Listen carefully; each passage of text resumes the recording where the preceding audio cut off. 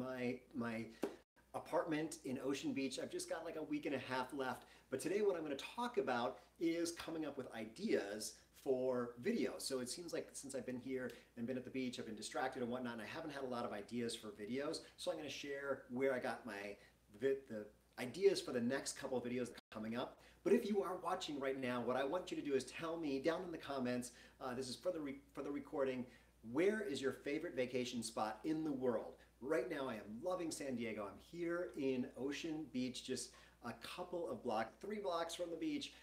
Loving it down here. Like I said, I got to go back to Portland soon, but I'm going to be okay. So I did record a couple of videos this week though, and I want to tell you how I came up with those ideas because that might help you in finding ideas for your videos. So the first one that's coming out next, I think, is something that I got this idea. Really, let me just tell you what the secret is, and then I'll tell you what the videos are going to be.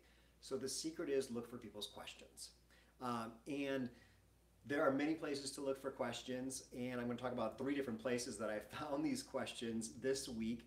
And those were the things that spurred me to make videos, because clearly people wanted those answers because they asked me directly, and then you can use their language. But so the first one, let me talk about this. This is Nancy Jutton. She's a speaker, and she had recorded herself on her iPhone and wanted to put that up on YouTube. So, but she said, well, I don't want to download it to my computer and break it apart and edit and do all that kind of stuff. So how do I just go directly from something that's recorded, already done on my iPhone, and pop that up onto my YouTube channel? So I made a video showing her how to do that. And typically what I do with these, just so you know, if you ask me a question, you can feel free to ask me a question down below.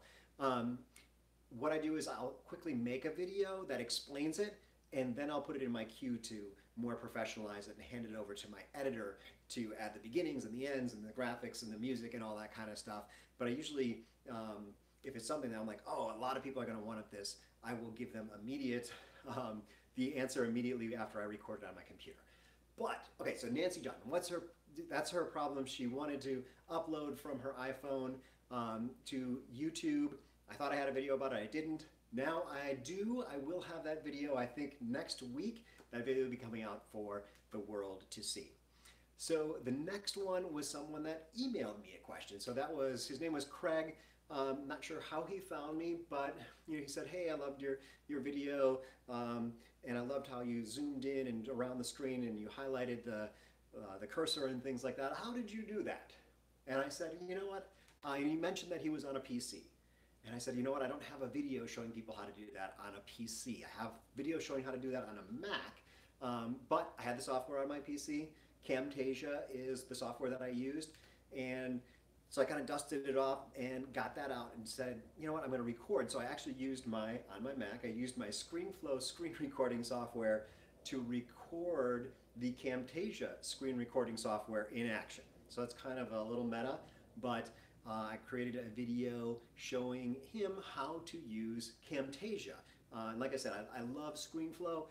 Camtasia, what I like about it is it works on Macs or PCs, looks exactly the same. So when I'm teaching, sometimes it's nice to use Camtasia. So I'm looking forward to sharing that with the world, probably in about 2 weeks. Then another area that I search for those kind of ideas is the comment section. So what are people asking in the comments? That kind of shows me what they're interested in.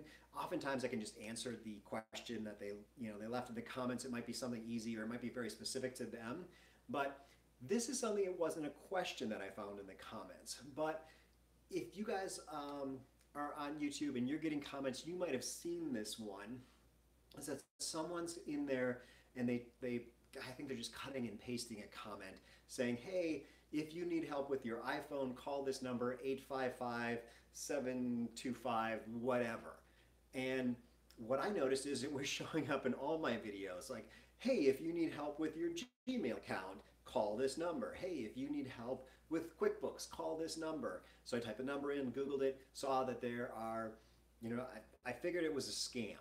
So what I did was, I wanted to share that with you so you guys weren't calling the number. But I was very curious as to what was going to happen on the other end when I made that call. So what I did was I recorded the um, that that video or the conversation I had on the phone with that tech support people, and I'm going to share that in the video that we'll post in about 3 weeks, so that folks who are maybe tempted to call that phone number for tech support will maybe think twice, maybe find the direct tech support for the company they're working with. And Pastor just said something, Pastor Jim, I think it was, just mentioned that he's also looking for direction. And I have a feeling if you're a pastor, there's someone up there providing lots of direction for you. So it seems like you've got to, if you're trying to come up with coming up with new topics,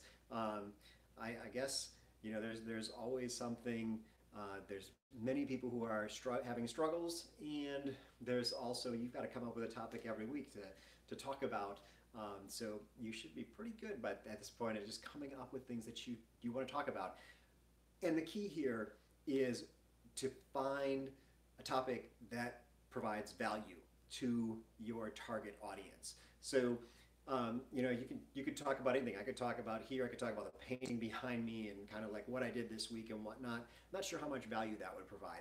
But what I wanted to do today was, I know that my target audience is creating videos. And I know one of the things that I struggle with is sometimes I just run out of ideas. So I wanted to share a little bit about how I was finding ideas to share with other people. But now I'm going to be caught up with those videos. I'm heading back to Portland soon, but today it's a gorgeous day in Ocean Beach, California, right out, it's actually a little part of San Diego. So I think I'm going to take my dog down to the beach, get some distraction again, and maybe I'll post some photos or some video of me just enjoying life down here. I love working with entrepreneurs who are location independent. My team is spread out around the world, and one of the things that they love about working with me is they can do their job from anywhere.